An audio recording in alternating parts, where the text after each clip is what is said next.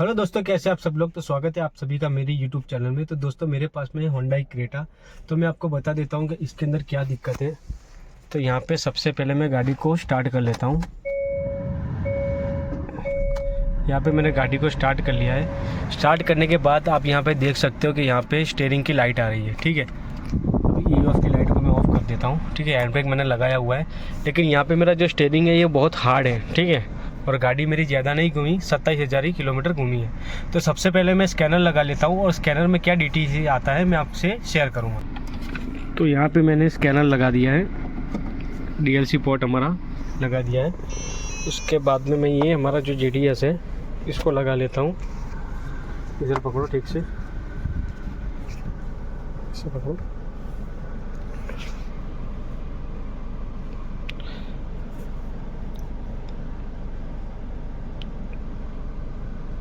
यहाँ पे vehicle selection हो रहा है। तो उसके बाद में हमें फॉल्ट कोड में जाना है। फॉल्ट कोड में हमको ईपीएस और एबीएस को ले लेना है। ठीक है, इंजन नहीं करोगे तो भी चलेगा। देन उसके बाद में ओके देना है।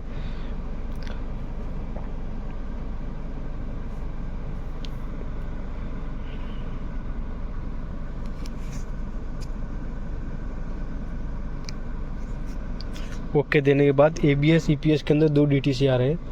ठीक है, और लगभग यहाँ पे ये हमारा कनेक्ट नहीं होगा। देखिए ये कम्युनिकेशन नहीं हो रहा है। यहाँ पे डीटीसी आया है हमारा कैन टाइम आउट वाला।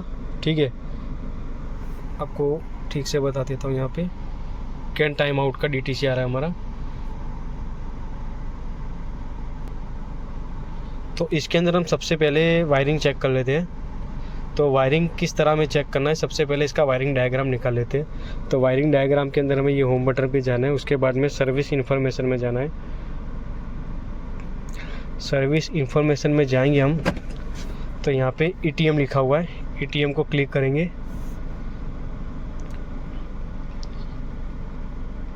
ईटीएम को क्लिक करने के बाद यहाँ पे हमें स्कीमेटिक डायग्राम में जाना है। स्कीमेटिक डायग्राम के अंदर हमें यहाँ पे स्टीयरिंग सिस्टम में जाना है। ये मोटर ड्रिवन पावर स्टीयरिंग में जाना है। उसके बाद में यहाँ पे स्कीमेटिक डायग्राम में जाना है। यहाँ पे डायरेक्टली हमारा डायग्राम ओपन हो जाएगा। यहाँ पे मैं बैक दे देता हूँ। अब देखिए एक वायर हमारा रेड कलर का वायर आता है मल्टी फ्यूज से, जो हमारा इंजन रूम से आता है। ठीक है, और ये दो हमारे ये कैन हाई और कैन लो के वायर है। तो यहाँ पे हमें कैन वायरिंग चेक करनी है, इसका ग्राउंड चेक कर लेना है। ठीक है, और ये हमारा जंक्शन बॉक्स से आता है वायर। आप देख सकते हो यहाँ पे लैवेंडर और ऑरेंज कलर का वायर है हमारा, जो जंक्शन बॉक्स से आता है वो सीधा हमारी पावर स्टीयरिंग की मोटर में जाता है। ठीक है, और ये जो प्लिंक विद बैक है वो हमारा क्लस्टर मीटर से आता है। तो सबसे पहले हम इसकी वायरिंग चेक कर लेते हैं, पॉजिटिव, नेगेटिव और कैन वायरिंग। दोस्तों ये हमारा पावर स्टीयरिंग का मोटर है, यहाँ से मैंने उसका कनेक्टर निकाल दिया है। ठीक है, ये हमारा जो पॉजिटिव नेगेटिव कनेक्टर है। तो यहाँ पे हम मल्टीमीटर को 20 पे रखेंगे। 20 पे रखने के बाद ये जो हमारा चार्जर पॉइंट का जो पोर्ट है यहाँ पे हम उसको ग्राउंड दे देंगे। इसको ऐसे पकड़ो। देन उसके बाद मैं यहाँ से उसको ऑन कर लेता हूँ। ऑन करने के बाद यहाँ पे मैंने उसके पॉजिटिव में वायर दे दिया है। ठीक है, आप देख सकते हैं यहाँ पे उसका पॉजिटिव सप्लाई आ रहा है। ठीक है, अब उसका नेगेटिव चेक करने के लिए मुझे ये जो कनेक्टर है उसके बाजू वाले कनेक्टर में अपना मल्टीमीटर का पोर्ट लगाना है। यहाँ पे लगाओ बाजू में। ठीक है, यहाँ पे इसने लगा दिया है। ठीक है, तो यहाँ पे हमें 12 वोल्टेज मिल रहे हैं, मतलब हमारा पॉजिटिव नेगेटिव ओके है। दोस्तों यहाँ पे हमारा जो कनेक्टर है यहाँ पे सी कैन चलता है। ठीक है, और यहाँ पे हमें कैन हाई कैन लो की वायरिंग चेक करनी है। तो यहाँ पे हमारा डीएलसी पोर्ट है। तो डीएलसी पोर्ट में ये जो हमारे 2 कनेक्टर हैं वो कैन हाई कैन लो के हैं।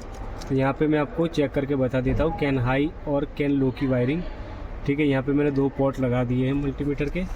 और यहाँ पे जो हमारा 200 ओम्स है ना, यहाँ पे हमें मल्टीमीटर को रखना है। ठीक है, ये 60 आ रहा है, मतलब हमारा कैन वायरिंग ओके है, गाड़ी का कैन वायरिंग ओके है। अगर 120 आ रहा है, ठीक है, तो हमारे कैन वायरिंग में कहीं ना कहीं कुछ मॉड्यूल के अंदर दिक्कत हो सकती है, तो उसकी वजह से ये प्रॉब्लम होता है। ठीक है, अभी हमारी गाड़ी के अंदर कैन वायरिंग ओके है। तो यहाँ पर आप देख सकते हैं कि हमारा जंक्शन बॉक्स हो गया, हमारा पावर स्टीयरिंग का मोटर हो गया, एसआरएस मॉड्यूल हो गया, इंस्ट्रूमेंट क्लस्टर, ईपीएस मॉड्यूल, हमारा एबीएस वगैरह यहाँ पे सब में कैन वायरिंग जाती है। तो यहाँ पर मैंने कैन वायरिंग चेक कर ली है, मतलब हमारा कैन वायरिंग का कोई भी प्रॉब्लम नहीं है। और साथ ही साथ मैंने उसका पावर और उसका ग्राउंड दोनों चेक कर लिया। और इस कंडीशन में हमारे पास में अगर कोई गाड़ी आती है तो हमें इतना ही चेक करना है, ये चीज़ हमारी ओके है तो हमारा पावर स्टीयरिंग का जो मॉड्यूल है उसको हमें चेंज करना है। ठीक है, इसको चेंज कर दोगे तो हमारा ऑटोमेटिकली प्रॉब्लम सॉल्व हो जाएगा। दोस्तों मैंने आपको पूरा डिटेल में बता दिया है कि आपके पास में अगर इस प्रॉब्लम को लेके गाड़ी आती है तो किस तरह आपको डायग्नोस करना है और किस तरह से वायरिंग चेक करना है। ठीक है, तो आपके पास में कोई और प्रॉब्लम में भी गाड़ी आती है तो आप कमेंट सेक्शन में बता सकते हो मुझे, मैं आपकी पूरी हेल्प करूँगा। तो इसी तरह मुझे सपोर्ट करते रहिए और मेरी वीडियो देखते रहिए। और आपके पास में भी कोई गाड़ी है तो आप मुझसे शेयर कर सकते हो, मैं आपकी पूरी हेल्प करूँगा। Thank you.